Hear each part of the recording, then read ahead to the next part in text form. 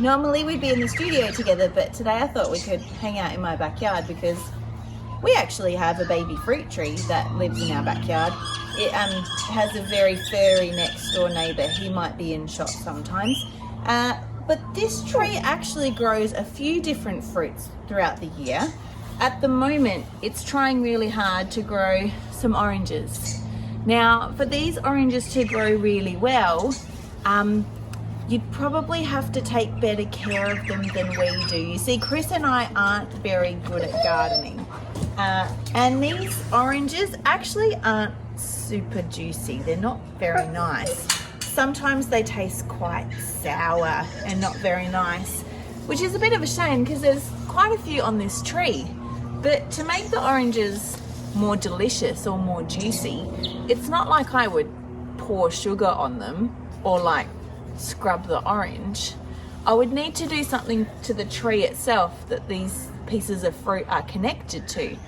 Because when fruit grow from a really healthy tree, they are so delicious and so tasty, and you just can't kind of stop eating them. See, our next door neighbours behind us, come this way,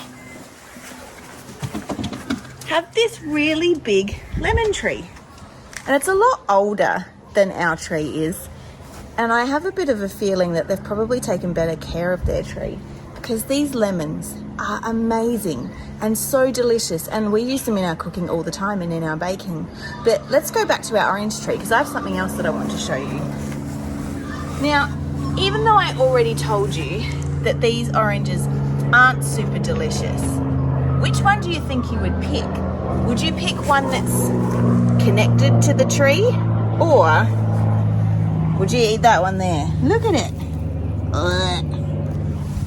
There's no way I'd choose that one over this one. I'd choose the one connected to the tree every time. Can I tell you that that's kind of how the fruit of the Holy Spirit works in our life? When we're connected to Jesus, we produce really delicious good fruit. Things like love, joy, peace, patience, kindness, gentleness, self-control. Things that I'm not naturally good at doing myself, but when we're connected to Jesus, the good stuff comes out of us. When we're not connected to Jesus, this is kind of what our choices can look like sometimes. Now, I'm not suggesting that you have to be perfect. None of us are perfect, and that's really not in our control because we're humans.